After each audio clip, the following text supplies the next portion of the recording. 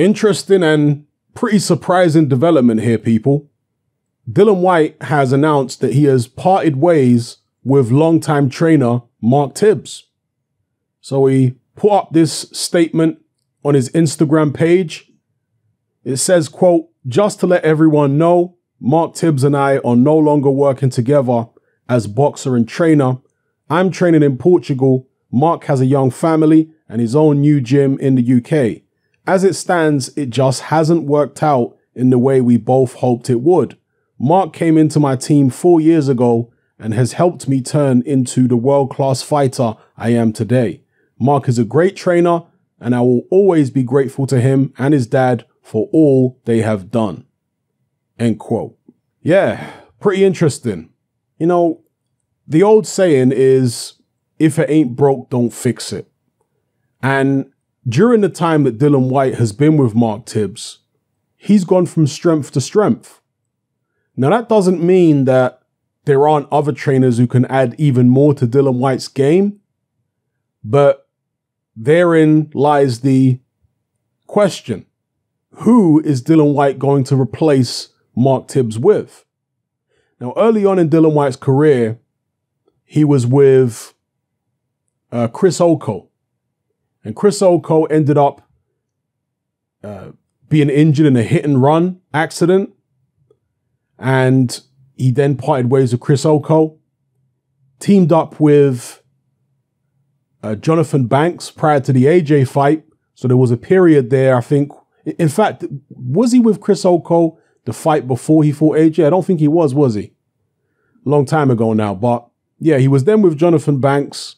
But then he split with Jonathan Banks and hooked up with Mark Tibbs. And as I say, he went from strength to strength. So he has had form in terms of switching trainers in the past. And seemingly he's chosen pretty well because you look at the success he's gone on to have. You know, when you split with a trainer, yes, there are going to be logistical issues sometimes.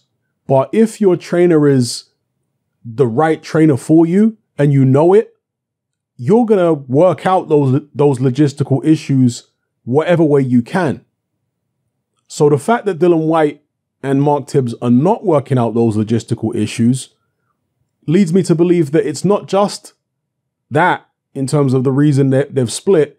Perhaps Dillian Whyte thinks Mark Tibbs has taken him as far as he can go. Perhaps there's a money situation going on there. You know, sometimes fighters believe that they've learned all they need to learn from a particular trainer and they're not really expanding or developing their game any further. And therefore, they might as well get a cheaper trainer in, you know? Now, I'm not saying that this is the case with Dillian Whyte.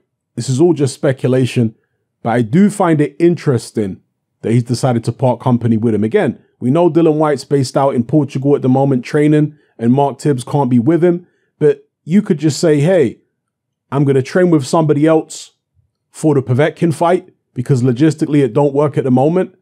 But after the Povetkin fight, I'll be back with Mark Tibbs. You could easily say that. But no, Dillian Whyte hasn't said that.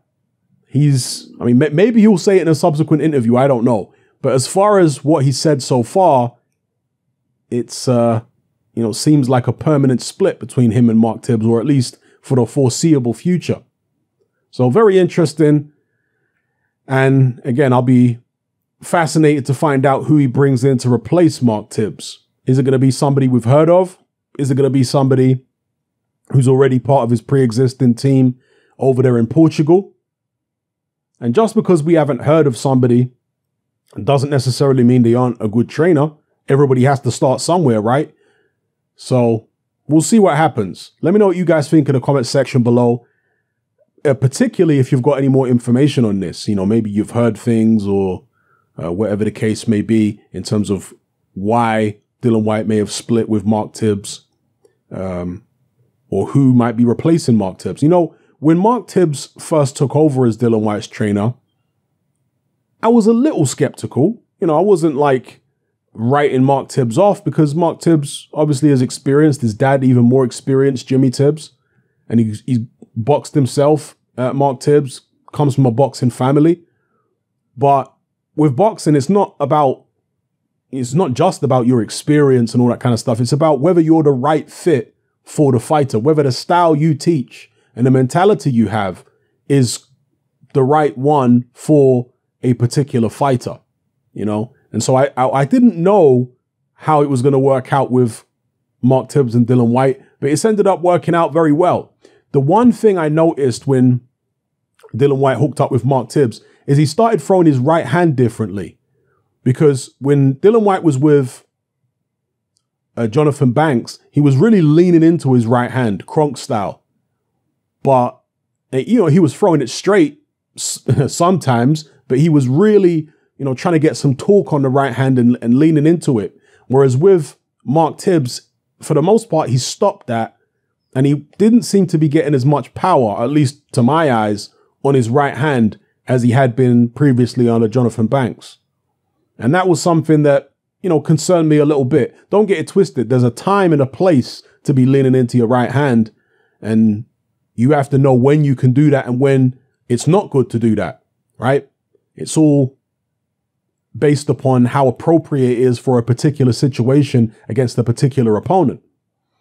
But that was one of the observations I made early on when he first hooked up with Mark Tibbs. But at the end of the day, the proof is in the pudding, and Dillian Whyte has taken some pretty decent scalps since he hooked up with Mark. So yeah, interesting that he's decided to move on.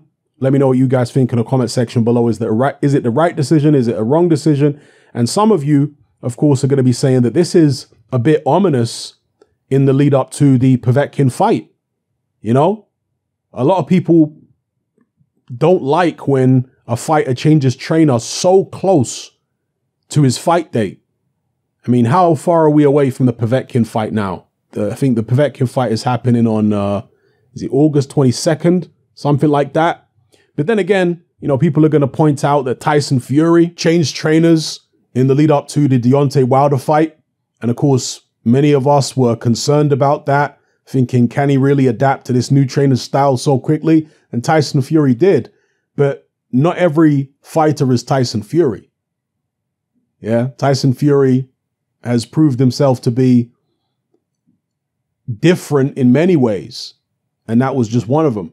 So let's see if it works out well for Dillian Whyte or if it backfires. And if he hasn't yet selected a permanent trainer going forward, give me some suggestions. Who do you think would be a good fit for Dillian Whyte? And in fact, who's out there?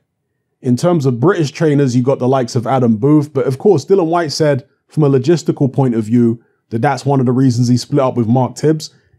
If that's the truth, then, I mean, who's going to be willing to fly out to Portugal to train with Dillian Whyte, particularly with the current restrictions that are still extant in a lot of countries?